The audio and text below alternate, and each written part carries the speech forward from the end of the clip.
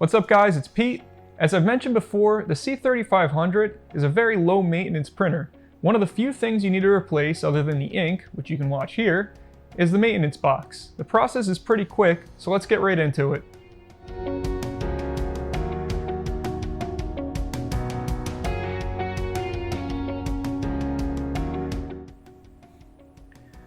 The maintenance box is accessed by pulling down on this plastic tab to the right of the printer door.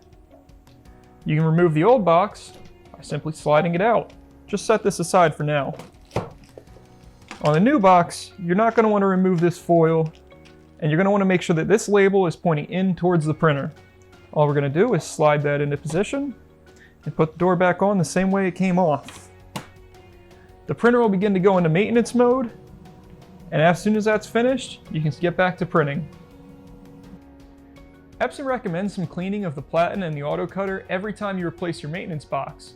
For instructions on how to do this, please click this link to our video on cleaning the Epson C3500.